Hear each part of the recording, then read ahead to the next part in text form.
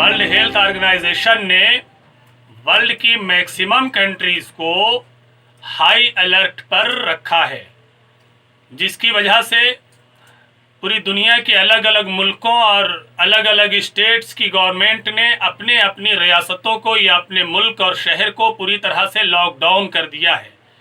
फिर इस लॉकडाउन में जितने भी मजहबी मकामात हैं, धार्मिक स्थल हैं, चाहे वो मस्जिद हो, मंदिर हो, गिरजा हो या गुरुद्वारा हो, इन सब में इज्तिमाई इबादत या सामूहिक पूजा अर्चना पर पूरी तरह से बैन कर दिया गया है। सख्त ममानियत है, इसकी इजाज़त नहीं है, ताकि ये महामारी और ये वायरस लोगों में न फैल सके, क्योंकि ये इन्फेक्टेड है। सोशल डिस्टेंसिंग ही से हम इस बीमारी से बच सकते हैं। ऐसे में सबसे बड़ी परेशानी और सबसे बड़ा सवाल मुस्लिम समुदाय में ये है कि हम तरावीह की नमाज कैसे पढ़ेंगे। तो हम सारे मुसलमानों को ये बताना चाहते हैं कि आप कतई परेशान ना हो, चिंतित नहीं हो। आप आम नमाजों की तरह तरावीह की नमाज भी अपने ही घरों में इज्तिमाई तरीके से पढ़िए। यही इस्लामी कानून है, यही इस्लामी नेचर है, यही इस्लामी कल्चर है और यही इस्लाम का मजाज है। आप देख लीजिए कि जिस तरह से इज्तिमाई नमाज पढ़ने से मस्जिदों में या घरों में भी आप भीड़ और गैदरिंग लगाएंगे तो इससे इस बीमारी को बढ़ जाने का ख़तरा है, जिसकी इजाज़त इस्लाम तो कतई बिल्कुल नहीं देता है। लिहाजा हम तमाम मुसलमानाने हिंद से ये अपील और दरख्वास्त करना चाहते हैं कि अगर आपके घरों में हाफिज़े कुरान हैं तो आप उनसे पूरा कुरान तरावीह की नमाज में सुनिए, और अगर हाफिज़े कुरान आपके घरों में अवेलेबल नहीं है तो आप आम नमाजों की तरह सूरह तरावीह का एहतमाम कीजिए और उन्हीं आम सूरतों के ज़रिए 20 रकात तरावीह की नमाज मुकम्मल कीजिए। मैं ऐसा इसलिए बोल रहा हूँ कि काबतुल्लाह शरीफ, जहाँ हरमैन शरीफैन है, और जिस काबे की ज़ियारत और उसका हज और उसका उम्रा और उसका तवाफ़ पूरी दुनिया के मुसलमानों पर फ़र्ज़ है।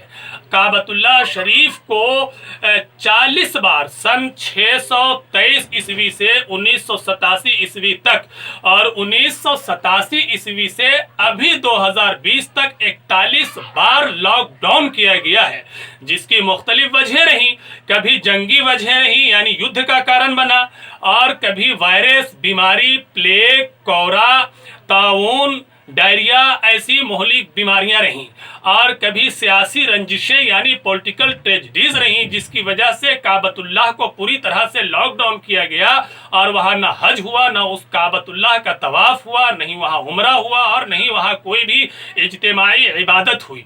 तो यहाँ जो सबसे बड़ा ख़तरा है वो इंसानों के इकट्ठा होने से है। इस वायरस को बढ़ने में, फैलने में और फूलने में मदद मिलेगी। इसलिए हमें चाहिए, ये हमारा फ़र्ज़ है, हमारी अकाउंटेबिलिटी और हमारी रिस्पॉन्सिबिलिटीज़ है कि हम इस बीमारी से बचने के लिए तमाम उन कामों को या उन इबादतों को, उन पूजा अर्चनाओं को बिल्कुल पूरी तरह से एकदम बैन कर दें और ख़ुद को अपने घरों में महदूद करके वो तमाम मजहबी काम अपने घरों में भी हम कर सकते हैं इनफरादी तरीक़े से।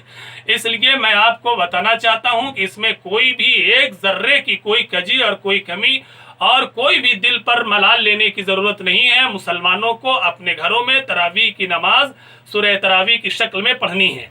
एक और बात, इन तमाम बातों के बावजूद 1500 साल से जो जुमा इस धरती पर कायम है, जुमा कभी भी मुअत्तल या डिज़ोल्व या कैंसिल नहीं हुआ। लेकिन इस महामारी में, इस कोरोना वायरस की वजह से पूरी दुनिया में पहली बार जुमा की नमाज नहीं हुई। न काबतुल्लाह में हो रही है, न मदीनतुर रसूल में हो रही है, न बैतुल मुक़द्दस यरूशलेम में हो रही है, न और किसी मकामात पर हो रही है। लिहाजा जो सबसे बड़े फ़राइज़ हैं, जब हम उन्हें तर्क कर सकते हैं और छोड़ सकते हैं, तो तरावीह सुन्नत मुअक्कदा है। इसकी इजाज़त बदरजे औला इस्लामी कानून से हमें मिलती है। इसलिए हम अपने घरों में तरावीह के एहतमाम का इंतज़ाम करें। अल्लाह ताला इस अजीम बीमारी से हमारी हिफाजत फरमाए। वस्सलामु अलैकुम।